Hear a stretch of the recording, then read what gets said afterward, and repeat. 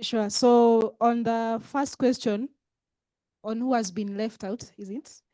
So we had a discussion, and some of the few entities that we were able to identify were the farmers, for example, those who don't have the smartphones and those who are a bit advanced in terms of age and are not well versed with technologies or don't know how to engage or start using the various technology and platforms being developed from the technology perspective.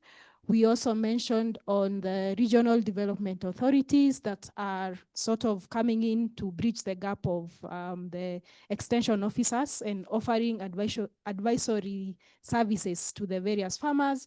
And we talked of cooperatives, the teams that are bringing together the farmers, but in most cases they are being left out. Therefore, there's a big gap in terms of engaging them so that we can have an entry of trust to the farmers, because the cooperatives are credible. Therefore, if we are able to engage them, then we'll have an upper hand in terms of the adoption and also increased trust when we are approaching the farmers. Thank you. Yeah, so I mean, this is really sad story. I mean, all these DPI and AI tools, the conversation has been around how we can make them make exactly the stakeholder groups benefit from these tools and platforms, but actually at the same time we are discussing they're actually not getting benefit. They are actually in some cases designed to be excluded. So I mean, this is something we really need to address. So over to the next. Yeah, thank you. I think these, she seemed to have really like that group kind of covered what we said. We felt that there is adequate representation or involvement of farmers across board, whether they're smallholder, medium, and large scale, they are totally left out. Also, you see quite a number of time, but I think they have the issue of the policymakers. So you find most of the solutions are very private driven. So you find a solution is so tech efficient, but it's not user friendly, it's not possible to be used, and therefore you get challenges in proper scaling up another use of it. And I think also you find they also the interesting is also other service providers.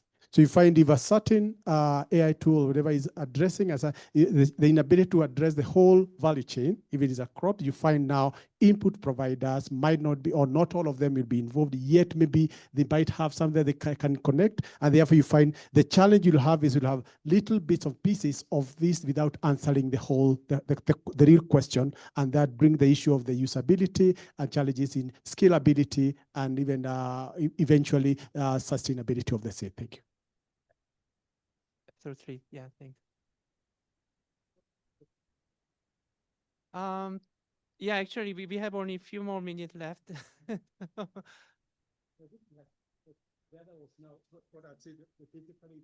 At the risk of exclusion, yeah. Yeah, exactly.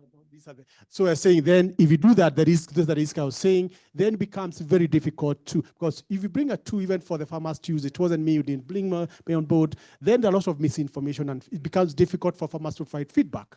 And even now, there's misinformation, and I think, and once you have the for a digital, whether it's an AI or even a product, the moment there's a problem of misinformation, the challenge of adoption becomes very great, and in most cases, you find it not being used. And then you never get. I think the rest I talk about the scalability and all that. Thank you. Yeah, exactly. So the exclusion brings up, I mean, that leads to all this risk of exclusion, and misinformation also is very important, and the biases in the system and the user feedback to correct them, and that's really important. Okay, so any quick intervention from other groups?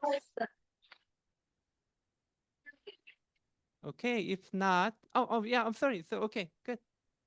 Yeah, you can use the mic on the table too. So yeah, just 1 or 2 minutes, very quick, yeah, summary. For our group, we feel like the whole of Africa is excluded because most of the initiatives are owned by people from different areas. So it's very, very critical because most of the data that is used comes from Africa. Then we also considered marginalized communities or marginalized people. This includes women, and youth, and also traditional or native communities, those ones that actually don't know most of the international languages, those that use their mother tongue. And also we felt like the role of the government in all this is very limited. They are not part of the initial process. So it gets very tricky at the policy implementation stage for them to prioritize some of these initiatives. The other one was the small and medium enterprises. And yeah, those are what are unique from the rest of the group. Thank you. Okay, great, thanks. Yeah, of course, the indigenous population, marginalized group, I think just over and over, there are a lot of concerns that AI just amplify the digital divide rather than trying to close them.